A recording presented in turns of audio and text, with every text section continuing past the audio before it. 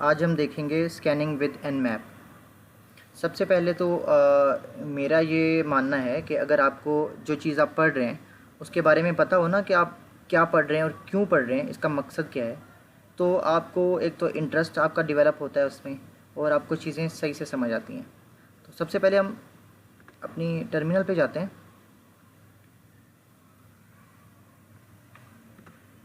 अच्छा, nmap क्या होता है? nmap एक टूल है, काली लिनक्स के अंदर बिल्ट इन आता है। ये पोर्ट्स स्कैनिंग के लिए यूज़ होता है। ये पोर्ट्स स्कैनिंग क्या होती है और उससे पहले पोर्ट्स क्या होती हैं? पोर्ट्स बेसिकली रास्ते होते हैं जिनके थ्रू कम्युनिकेशन होती है। ठीक है, कोई भी जो दो सिस्टम हैं आपस में कम्युनिकेट कर रहे हैं तो वो पोर्ट्स के ज़रिए अपनी कम्युनिकेशन करते हैं। फॉर एग्जांपल SMTP जो है वो सिंपल मेल ट्रांसमिशन प्रोटोकॉल, ये प्रोटोकॉल यूज़ होता है मेल्स के ट्रांसफ़र कम्युनिकेशन के लिए।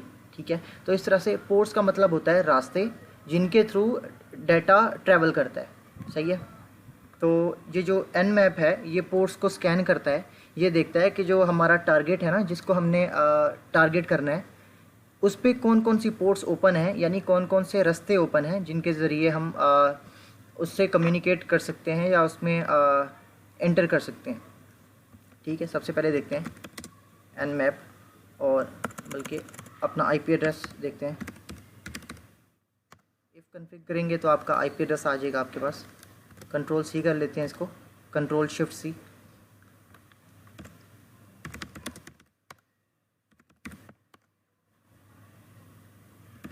अच्छा, nmap कैसे करते हैं? नेटवर्क मैपर से स्कैनिंग कैसे करते हैं? आप nmap करेंगे और सिंपल उसका IP एड्रेस लिख देंगे किसी भी टारगेट का, तो वो स्कैनिंग स्टार्ट कर देगा। मैं आपको करके दिखाता हूँ। ये हमने IP एड्रेस डाल दिया, सॉरी।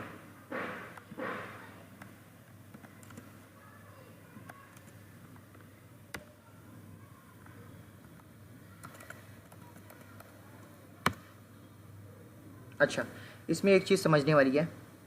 ये कह रहा है all 1000 ports on this IP address are in ignored states. मतलब पहली जो 1000 पोर्ट्स हैं वो इग्नोर्ड स्टेट्स में यानी क्लोज्ड हैं। ठीक है, ये 1000 पोर्ट्स क्यों बता रहे हैं? क्योंकि इसकी जो वैसे टोटल पोर्ट्स जो होती है ना 65535 होती हैं पोर्ट्स, लेकिन इस पे बता रहा है सिर्फ 1000 पोर्ट्स को इसने स्कैन किया है। इसका मतलब ये है कि अगर आप इसमें पोर्ट्स मेंशन नहीं करेंगे ना कि कौन सी पोर्ट को स्कैन करना है, और nmap के बाद आप IP एड्रेस लिख देंगे, वो फर्स्ट 1000 पोर्ट्स को ही स्कैन करेगा। अब हम देखते हैं, अगर हमने कोई स्पेसिफिक पोर्ट को स्कैन करना है, फॉर एग्जांपल nmap और हमने -p। अच्छा, अगर तो हमने इसमें पोर्ट स्कैनिंग के 3 तरीके होते हैं। एक तो आप -p लिख के स्पेस करें, और अगर आपने कोई स्पेसिफिक पोर्ट फाइंड करनी है, फॉर एग्जांपल -p और 443। ठीक है, इसका मतलब है कि मैं एक पोर्ट के लिए कर रहा हूँ स्कैनिंग, सिर्फ 443 के लिए। ठीक है, अगर आपने सिर्फ एक पोर्ट के लिए करना है या एक से ज़्यादा पोर्ट्स के लिए करना है, अगर आपने ज़्यादा से ज़्यादा के लिए करना है तो आप कॉमा डालेंगे, पोर्ट 80 करेंगे, फिर कॉमा डालेंगे, पोर्ट 23 करेंगे, उसके बाद आप लिख देंगे IP एड्रेस। अगर आपने एक से ज़्यादा करना है तो -p करेंगे। p होता है -p होता है पोर्ट्स के लिए, और ये आप कॉमा से उसको सेपरेट करके पोर्ट्स का नंबर लिख देंगे, और आगे IP एड्रेस से आप सर्च करेंगे तो ये उन 3 पोर्ट्स को स्कैन करेगा, पोर्ट 23, पोर्ट 80 और पोर्ट 443। इसमें ये बता रहा है तीनों इग्नोर्ड स्टेट्स में, तीनों क्लोज्ड हैं। सही है, एक और तरीका होता है कि अगर आपने सारी पोर्ट्स को स्कैन करना है, nmap -p यूज़ करेंगे और आगे अपना IP एड्रेस लिख देंगे। इसका मतलब है -p का कि ये सारी 65535 सारी की सारी पोर्ट्स को स्कैन करेगा और आपको रिज़ल्ट बताएगा। अब इसमें बता रहा है all 65535 scan ports on this IP address are in ignored states. यहाँ पे सारी की सारी पोर्ट्स जो हैं वो क्लोज्ड हैं। अच्छा, यहाँ पे एक और चीज़ है, अगर आपने रेंज को फाइंड करना है, किसी पोर्ट की रेंज को, फॉर एग्जांपल आपके पास कोई सवाल आता है कि आप पोर्ट 80 से पोर्ट 443 तक जितने भी पोर्ट्स हैं बीच में उन सबको फाइंड करें। ठीक है, तो आप उसको कैसे फाइंड करेंगे? nmap -p स्पेस डालेंगे और पोर्ट 80 और आगे डालेंगे ये डैश, ये देख रहे हैं पोर्ट 80। उसके बाद आप कर सकते हैं कितनी तक फाइंड करना है, port for example 443, sorry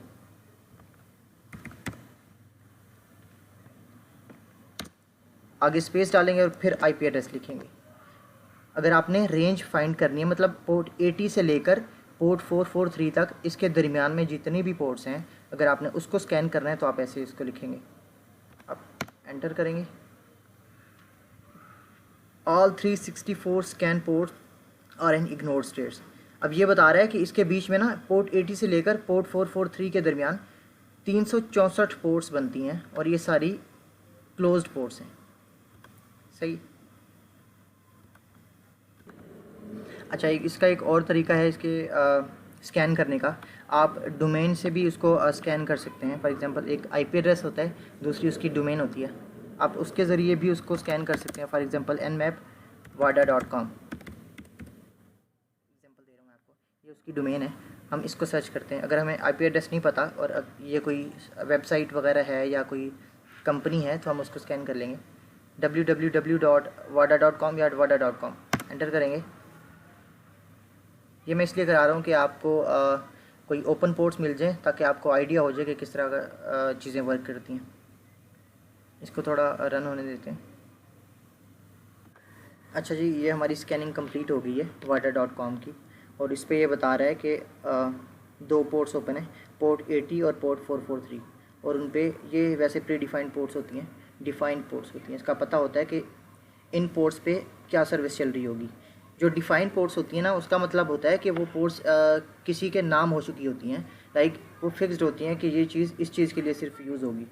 for example port 480 है तो वो सिर्फ HTTP के लिए ही यूज़ होगी, और पोर्ट 443 है तो वो HTTPS के लिए ही यूज़ होगी। फिक्स्ड पोर्ट्स को हम वेल नोन पोर्ट्स कहते हैं। अच्छा, यहाँ पे एक चीज़ है कि हमने अगर फाइंड कर लिया कि 2 पोर्ट्स ओपन है तो क्या हम यहीं पे हमारा रिज़ल्ट ख़त्म हो जाएगा, हमारा काम ख़त्म हो जाएगा? नहीं, ऐसा नहीं है। अगर हमें पता चल गया ना कि wada.com पे 2 पोर्ट्स ओपन है तो हम उन बाकी चीज़ों को छोड़ देंगे। तो हमें पता चल गया एक टारगेट के 2 पोर्ट्स को हमने मज़ीद स्कैन करना है, तो हम करेंगे उन 2 पोर्ट्स को -p स्पेस, कौन सी पोर्ट 80 ओपन थी एक, और पोर्ट 443 ओपन थी। सही है। अच्छा, ये 2 पोर्ट्स हमारे पास ओपन थी wada.com पे, wada.com। अच्छा, -p हमने पोर्ट्स भी मेंशन कर दी कि ये 2 पोर्ट्स को हमने फाइंड करना है। और इसमें एक और चीज़ है, आप पोर्ट स्कैनिंग में या nmap में सिर्फ पोर्ट्स को ही स्कैन नहीं करते। इसमें ये चीज़, ये जो nmap है आपको OS भी बता सकता है कि कौन सा ऑपरेटिंग सिस्टम चल रहा है आपके टारगेट सिस्टम पे, और इस पर सर्विसेज कौन कौन सी चल रही हैं और उसके वर्जन्स कौन कौन से हैं। तो हम अब फाइंड करेंगे कि इस पोर्ट 80 और 443 में और क्या क्या हमें इंफॉर्मेशन मिल सकती है। तो -a यूज़ होता है हर चीज़ को स्कैन करने के लिए। ये एग्रेसिव स्कैन होता है, ये आपको ऑपरेटिंग सिस्टम, उसकी सर्विसेज, उसके वर्जन्स सब कुछ स्कैन करके दे देता है। तो हम इसको स्कैन करेंगे, इसको थोड़ा सा टाइम देते हैं। अच्छा, यहाँ पे हमारा रिज़ल्ट आ चुका है। इसमें ये बता रहा है पोर्ट 80 जो है TCP ये ओपन है, और इस पे जो सर्विस चल रही है HTTP है, और उसका जो वर्जन है वो है Apache HTTP-D। ठीक है, ये उसका वर्जन बता रहा है ये। और इस पे दूसरा जो ओपन है 443 ओपन है, और इस पे HTTP चल रहा है, इस पे HTTPS होता है, और इसका जो वर्जन है वो ये वर्जन चल रहा है। सही है। अच्छा, इसमें एक और चीज़, यहाँ पे OS की डिटेल्स बता रहा है हमें। ठीक है, ये हमें ट्रेस राउट बता रहा है, और ये नेटवर्क डिस्टेंस बता रहा है 2 हॉप्स। नेटवर्क डिस्टेंस होता है कि आपका जो नेटवर्क है उसके बीच में कितनी चीज़ें मौजूद हैं, उसको हम हॉप्स कहते हैं। फॉर एग्जांपल मैं यहाँ पे खड़ा हूँ, मतलब 3 लाइन में 3 लड़के खड़े हैं, तो मेरा पहले वाले से कितना डिस्टेंस होगा, 1 हॉप होगा। मतलब मेरे और उस बंदे के बीच में एक लड़का खड़ा है, मतलब 1 हॉप का डिस्टेंस होगा। तो ये बता रहा है कि मेरे और मेरे टारगेट के बीच में 2 चीज़ें हैं, तो इसका मतलब है कि 2 हॉप्स हैं। सही है, ये हमारे पास आ गया। ये जी हमने एनमैप के ज़रिए स्कैनिंग परफॉर्म की है और हमारे पास ये रिज़ल्ट आए हैं। 2 पोर्ट्स ओपन थी और उस पर हमने देख लिया मज़ीद कि कौन कौन से उस पर सर्विसेज चल रही हैं और उनके वर्जन्स क्या क्या हैं। सही है, और हमने ओएस उसका गैस करके बताया, लिनक्स 3.2 ये चला रहा है और इसमें ट्रेस राउट पता चल गया हमें। तो ये होती है स्कैनिंग विद एनमैप। मिलते हैं नेक्स्ट वीडियो में। Thank you so much. अल्लाह हाफिज़।